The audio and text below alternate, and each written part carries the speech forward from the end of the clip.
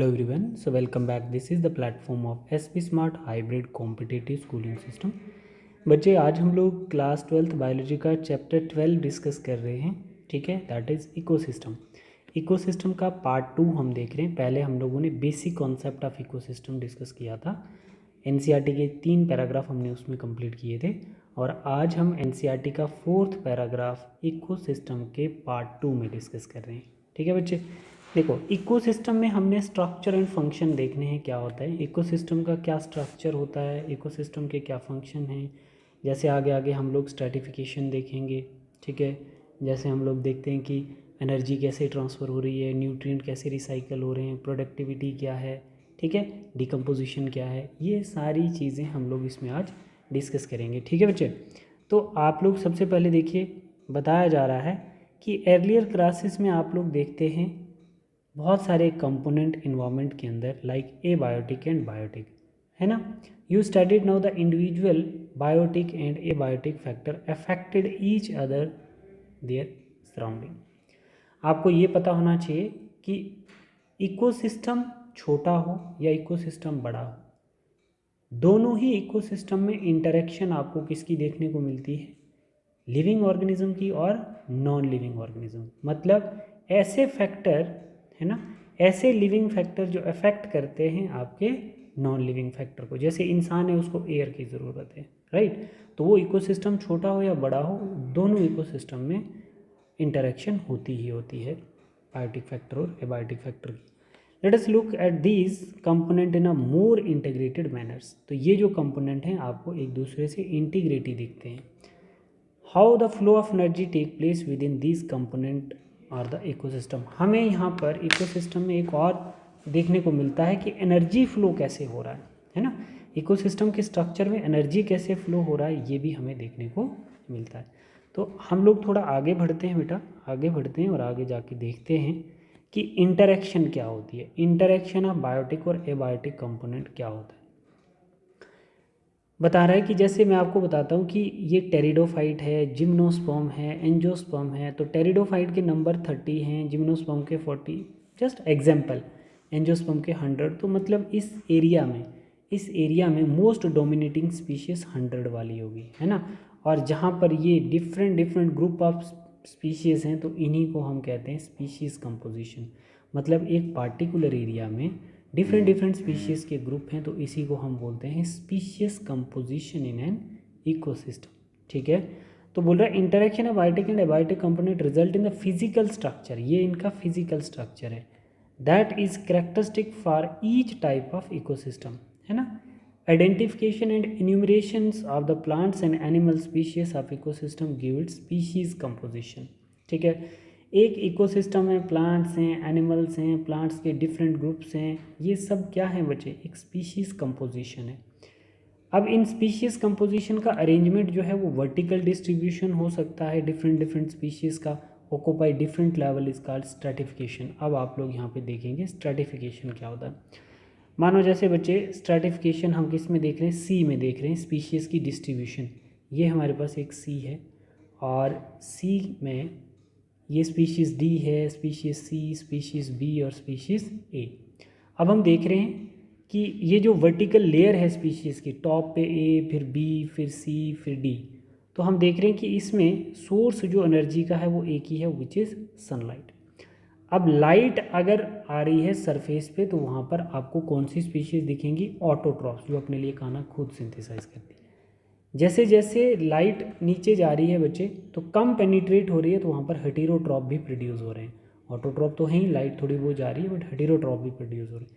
और ज़्यादा deep sea में क्या हो जाएगा, स्पीशीज़ में हीट्रोट्रॉप का नंबर बढ़ जाएगा और ऑटोट्रॉप का कम हो जाएगा. और डीप में जाएंगे तो लाइट पेनिट्रेट नहीं करेगी, वहाँ पर क्या होगा, हेटेरोट्रॉप स्पीशीज़ होंगी ज़्यादातर, ऑटोट्रॉप का नंबर कम है. तो आपने देखा कि जैसे हमारे पास क्या है, हमारे पास एक लाइट सोर्स है, vertical layers, stratification on the basis of light. ये जो वर्टिकल लेयर्स हैं, इनमें ये जो वर्टिकल लेयर्स स्पीशीज़ की हुई है तो ये किसके बेस पे हुई हैं, लाइट के बेस पे हुई हैं, है ना. स्पीशीज़ डिफरेंट रीजन में, सबसे ज़्यादा ए, उससे कम बी, उससे कम सी, उससे कम डी, तो मतलब क्या हुआ, सबसे ज़्यादा नंबर आपको कहाँ दिखा, टॉप पे दिखा, क्योंकि वहाँ पर लाइट ज़्यादा है। कम होते होते होते डेप्थ में सबसे कम हो गई। तो आपको मैं एक कॉन्सेप्ट बता देता हूँ बच्चे कि यही जो डिफरेंट डिफरेंट अरेंजमेंट लेयर में, जो एक वर्टिकल लेयर में अरेंजमेंट है स्पीशीज़ की, तो इसी को हम क्या बोलते हैं, स्ट्रेटिफिकेशन। किस में, सी में, है ना। ये स्ट्रक्चरल पार्ट है इकोसिस्टम का, ये इकोसिस्टम का एक स्ट्रक्चरल पार्ट है जो आपको दिख रहा है। समझ आया बच्चे, ठीक है। तो आप बोल सकते हो कि सर पानी 70% लैंड पे है और 30% क्या है, पानी के बिना एरिया है। तो स्पीशीज़ फिर भी सबसे ज़्यादा प्रोडक्टिविटी जो है वो कहाँ है, लैंड पे, न कि पानी में। क्यों, क्योंकि लैंड पे सनलाइट है और पानी में सनलाइट पेनिट्रेट नहीं कर पाती है, ठीक है। तो इसी चीज़ को हम लोगों ने बताया कि स्पीशीज़ का नंबर भी जितनी ज़्यादा डेप्थ होगी तो नंबर कम होता जाएगा, ठीक है। तो ये एक लेयर में स्पीशीज़ के अरेंजमेंट को ही हम क्या कहते हैं, स्ट्रेटिफिकेशन ऑन सी, ठीक है। हाँ, तो सी में जो स्पीशीज़ रहती है वो भी तो इकोसिस्टम का पार्ट है। तो ये स्ट्रक्चरल इकोसिस्टम हो गया। अगर बच्चे हम लोग देखते हैं स्ट्रेटिफिकेशन ऑन फॉरेस्ट, तो फॉरेस्ट में हम स्पीशीज़ का डिस्ट्रीब्यूशन देख लेते हैं, जिसको हम टेरेस्ट्रियल इकोसिस्टम कहते हैं। अब मानो जो सबसे नीचे छोटी स्पीशीज़ होंगी बॉटम पे, उनको हम बोलेंगे ग्रास या हर्ब्स। उससे थोड़ी बड़ी बड़ी स्पीशीज़ आ जाएंगी जैसे श्रब्स, और बड़े टाल टाल प्लांट आ जाएंगे उनको ट्री। तो ट्री कहाँ आगे बच्चे, टॉप पे। ग्रास हर्ब्स कहाँ आगे, बॉटम पे।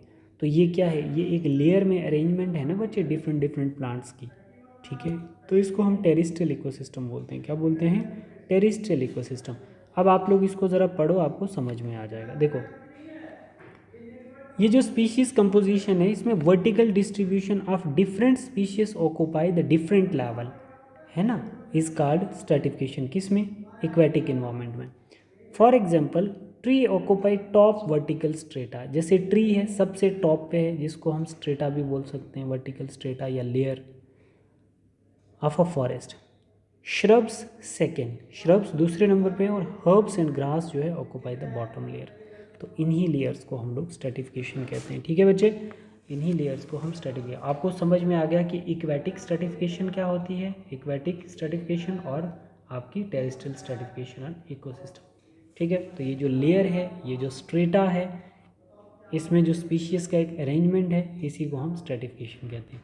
तो आपको बोर्ड में 2 नंबर का क्वेश्चन आता है बच्चे, right short note on stratification, तो आपको ये लिखना आना चाहिए, ठीक। अब हम लोग देखते हैं the component of ecosystem are seen to function as a unit when you consider the following. तो बोला जा रहा है बच्चे कि इकोसिस्टम के कुछ कंपोनेंट हैं जिनको हम क्या कहते हैं, मतलब which is a functional unit. Ecosystem के अंदर ऐसे कौन से कंपोनेंट हैं जिनको हम फंक्शनल यूनिट कहते हैं। तो याद रखना, इकोसिस्टम छोटा हो या बड़ा हो, उसके फंक्शनल यूनिट कभी भी चेंज नहीं होते, उनके फंक्शनल यूनिट सेम रहते।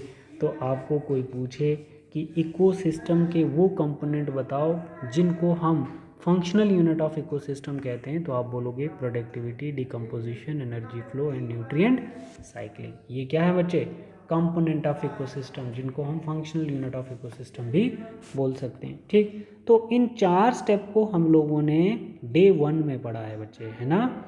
तो अब हम लोग थोड़ा सा कॉन्सेप्ट ऑफ इकोसिस्टम, जहाँ पर हमने पाउंड की एग्जांपल ली थी, उस पे जाते हैं, और उसके अकॉर्डिंगली हमारी नेक्स्ट आने वाली एनसीईआरटी की 3 पैराग्राफ्स चलेंगी, ठीक है। तो आप एक बार उसको दिमाग में रखना कि हमने वहाँ पर क्या क्या किया था, ठीक है। देख लो, सबसे पहले क्या बोल रहा है, to understand the ethos of the aquatic ecosystem, है ना। To understand the ethos of the aquatic ecosystem, let us take a small pond. बोल रहा है अगर आप एक छोटा सा पाउंड लेते हो as an example, this is fairly self sustainable unit. आप छोटा पाउंड लोगे तो उसमें भी आपको सेल्फ सस्टेनेबिलिटी दिखेगी। सेल्फ सस्टेनेबिलिटी का मतलब होता है वो सेल्फ रेगुलेटरी यूनिट होगा, उसको किसी की ज़रूरत नहीं है। अगर पानी है उसके अंदर माइक्रो ऑर्गेनिज्म है, वो सेल्फ सस्टेन कर रहे हैं, उनको किसी और की ज़रूरत नहीं है, ठीक है। स्मॉल पाउंड क्या है, इकोसिस्टम है। अब ये जो इकोसिस्टम है तो ये सेल्फ सस्टेनेबल यूनिट है, सेल्फ रेगुलेटरी यूनिट है ना। जैसे आप बोल सकते हो rather example that explain even the complex interaction. इसके अंदर आपको क्या देखने को मिलेगी, कॉम्प्लेक्स इंटरेक्शन। पानी जो है एबायोटिक फैक्टर है, उसके अंदर फाइटोप्लैंक्टन बायोटिक होंगे, फाइटोप्लैंक्टन को खाएंगे जूप्लैंक्टन, जूप्लैंक्टन को स्मॉल फिशेस, स्मॉल फिशेस को लार्ज फिशेस। तो ये क्या है, ये एक दूसरे पे डिपेंडेंट है, बट कहाँ है, एक छोटे से पाउंड में प्रेजेंट है। ये सेल्फ सस्टेनेबल डेवलपमेंट है, सेल्फ सस्टेनेबल यूनिट है। इनके अंदर एक कॉम्प्लेक्स इंटरेक्शन देखने को मिलती है that exist in the aquatic ecosystem. ठीक है बच्चे, जैसे हम बोल सकते हैं अ पाउंड इज शॉलो, है ना, थोड़ा डीप नहीं होगा, water body in which all the above mentioned 4 basic component. ठीक है, अब ये बोल रहा है कि एक आपको पाउंड दिख रहा है बट वो ज़्यादा डेप्थ में नहीं है, उसमें भी 4 इंपॉर्टेंट बेसिक कंपोनेंट होंगे इकोसिस्टम के, वेल एग्जिबिटेड होंगे, है ना। ज़रूरी नहीं है कि काफ़ी डीप सी में ही आपके कंपोनेंट होंगे इकोसिस्टम के, जैसे आपका पहला क्या, productivity, decomposition, energy flow, nutrient cycling. ज़रूरी नहीं है कि इसी में ये आपका देखने को मिलेंगे कंपोनेंट आपके इकोसिस्टम के। आपका शैलो लेक भी होगा, उसमें भी ये इंपॉर्टेंट कंपोनेंट हो सकते हैं। ठीक है, लाइक जैसे हम बोल सकते हैं the biotic component is the water, मानो जैसे एबायोटिक कंपोनेंट क्या है, water, with all the dissolved inorganic and organic substance and are rich soil deposit at the bottom of the pond. देखो ये लाइन आपको यहाँ से समझ में आएगी, ये लाइन आप लोगों को यहाँ से समझ में। देखो जैसे हमने क्या देखा कि सॉइल के अंदर इनऑर्गेनिक और ऑर्गेनिक पार्ट होता है। ठीक है, ऑर्गेनिक और इनऑर्गेनिक पार्ट क्या आ गया, CO2 और H2O। ठीक, तो ये किस में डिपॉजिट होंगे बच्चे, सॉइल में डिपॉजिट होंगे। अब इनको कौन यूज़ कर रहा है बच्चे, फाइटोप्लैंक्टन्स यूज़ कर रहे हैं। इनको कौन यूज़ करेगा, फाइटोप्लैंक्टन अपनी ग्रोथ के लिए। और अब ये फाइटोप्लैंक्टन सनलाइट की हेल्प से प्रोडक्टिविटी करेंगे, ग्लूकोज बनाएंगे। ठीक है, और फिर अब इन फाइटोप्लैंक्टन के अंदर कोई बायोमास अगर होगा तो उसको कंज्यूम कौन करेगा, जूप्लैंक्टन। यहाँ पे देखो क्या बोल रहा है, यहाँ पे भी यही चीज़ बोली जा रही है। द एबायोटिक कंपोनेंट आपके ऑर्गेनिक और inorganic substance is the water, है ना। एबायोटिक कंपोनेंट जो है जैसे वाटर है, इसके अंदर सभी डिजॉल्व्ड इनऑर्गेनिक और ऑर्गेनिक सबस्टेंस होंगे जो सॉइल के अंदर मिक्स होंगे, डिपॉजिट होंगे eight the bottom of the pound. और फिर उनको कौन कंज्यूम करेगा बच्चे, फिर उनको कौन कंज्यूम करेगा, सोलर इनपुट जो होगा, जैसे फाइटोप्लैंक्टन अपनी ग्रोथ के लिए उनको एब्जॉर्ब करेगा, और सनलाइट की हेल्प से the cycle of the temperature, day length and other climatic condition regulate the rate of function of the entire pound. अब पाउंड का जो हेल्दी इकोसिस्टम होगा उसको डिफाइन करने के लिए सिर्फ ऑर्गेनिक और इनऑर्गेनिक मैटर ही नहीं होगा, सोलर लाइट ही नहीं होगी, उसके लिए टेम्परेचर भी रिस्पॉन्सिबल होगा, डे लेंथ जिसको बोला जाता है। क्या पता उसके अंदर वो ऑर्गेनिज्म है जिनको लंबे समय तक लाइट की ज़रूरत है, उसको डे लेंथ बोला जाता है। या तो कुछ पाउंड में वो ऑर्गेनिज्म है जिनको शॉर्ट डे की ज़रूरत है, लंबी रात की ज़रूरत हो सकती है ना। शॉर्ट डे मतलब कम सनलाइट, ज़्यादा डार्कनेस चाहिए अपनी ग्रोथ के लिए, होते ना कुछ बच्चे। या कुछ अदर क्लाइमेटिक फैक्टर जैसे pH, रेनफॉल, ह्यूमिडिटी, ये भी तो फैक्टर है ना बच्चे हेल्दी इकोसिस्टम के लिए। जो इंटायर आपका पाउंड है तो उस पाउंड के अंदर बहुत सारी चीज़ें रिस्पॉन्सिबल हो सकती हैं एज अ हेल्दी इकोसिस्टम के लिए। ज़रूरी नहीं है कि अगर हम ऑर्गेनिक और इनऑर्गेनिक सबस्टेंस सॉइल में मिक्स करके एब्जॉर्ब करवा लेते हैं किसी प्लांट में, और वो प्लांट सनलाइट की हेल्प से क्या कर देगा, एक न्यूट्रिएंट सिंथेसाइज कर लेगा, फूड सिंथेसाइज कर लेगा और उसको जूप्लैंक्टन। बट ऐसा नहीं है, ये सब फैक्टर रिस्पॉन्सिबल होते हैं फाइटोप्लैंक्टन की ग्रोथ के लिए। ठीक है, अब देखो the autotrophic component include the phytoplanktons. Autotrophic component देखो जैसे फाइटोप्लैंक्टन है, एल्गा है, फ्लोटिंग बॉडी लाइक डायटम्स हैं, submerged marginal plants are found in edges. ये सब पानी के किनारे पे आपको दिखेंगे, और इन्हीं को हम क्या बोलेंगे, ऑटोट्रॉप्स, विच इज़ प्रोड्यूसर। ये सोलर लाइट की हेल्प से अपने लिए खाना बना लेते हैं। तो फाइटोप्लैंक्टन्स क्या आगे बच्चे आपके, ऑटोट्रॉप्स आगे, विच इज़ प्रोड्यूसर।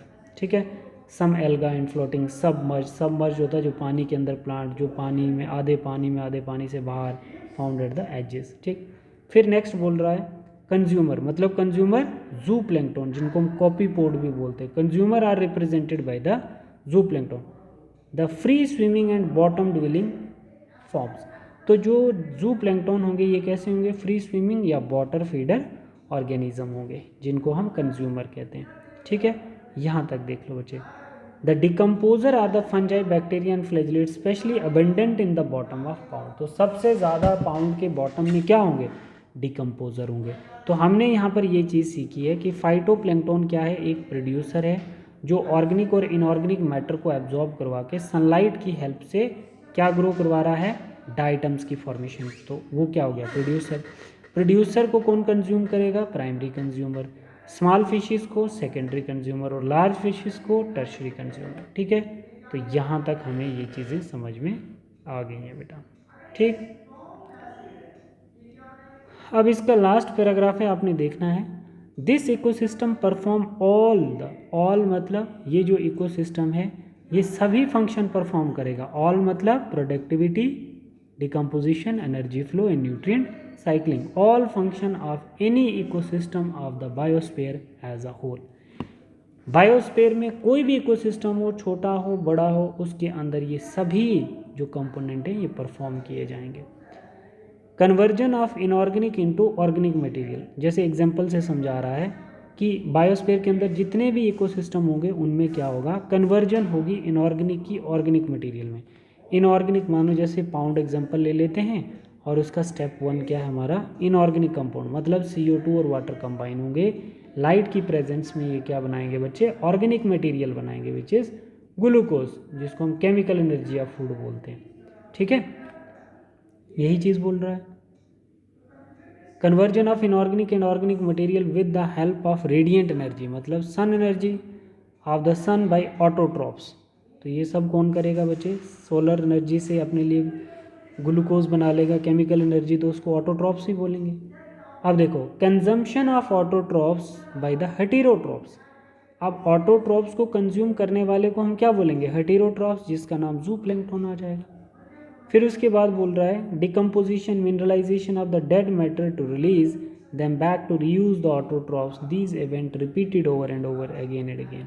ठीक है, मतलब इसकी बात कर रहा है कि जो कॉम्प्लेक्स ऑर्गेनिक कंपाउंड होता, मानो जैसे जू plankton, phytoplankton, small fishes, large fishes, ये जब डेथ करेंगे तो इनके अंदर क्या होगा, कॉम्प्लेक्स ऑर्गेनिक कंपाउंड होगा, डेड पार्ट मतलब इनका। इनके ऊपर कौन एक्ट करेगा, डिकम्पोजर, और इस कॉम्प्लेक्स ऑर्गेनिक पार्ट को डिकम्पोजर कन्वर्ट कर देंगे इनऑर्गेनिक कंपाउंड में, और ये इनऑर्गेनिक कंपाउंड मिक्स हो जाएगा किसमें, सॉइल में। और इस सॉइल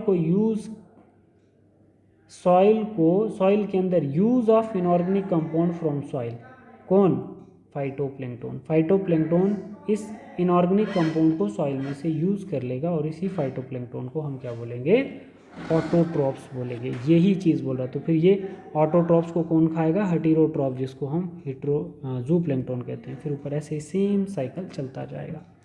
ठीक है बच्चे, there is a unidirectional movement of energy toward the higher trophic level. Yes, क्योंकि फाइटोप्लैंक्टन को कौन खाता है, जू प्लैंक्टन, जू प्लैंक्टन को स्मॉल फिशेज, स्मॉल फिशेज से large fishes.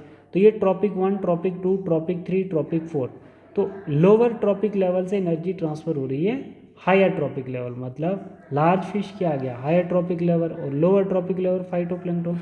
There is a unit direction, एक ही डायरेक्शन में एनर्जी ट्रांसफर हो रही है ना। ऐसा नहीं है कि जू प्लैंक्टन जो है, जू प्लैंक्टन को फाइटोप्लैंक्टन खा जाएंगे, ऐसा नहीं है। एनर्जी हमेशा फाइटोप्लैंक्टन से जू प्लैंक्टन में जाएगा। There is a unit directional movement of energy toward the higher trophic level and its dissipation and loss as a heat in the environment. तो जब भी एनर्जी ट्रांसफ़र होती है बच्चे, सिर्फ 10% एनर्जी ट्रांसफ़र होती है, 90% हर एक ट्रॉपिक लेवल में एनर्जी जो होती है लॉस हो जाती है in the form of heat. ठीक है, तो बेटा यहाँ तक हम लोगों ने कर लिया है। अब हम लोग पैराग्राफ नंबर 10 नेक्स्ट क्लास में डिस्कस करेंगे। Thank you, God bless you.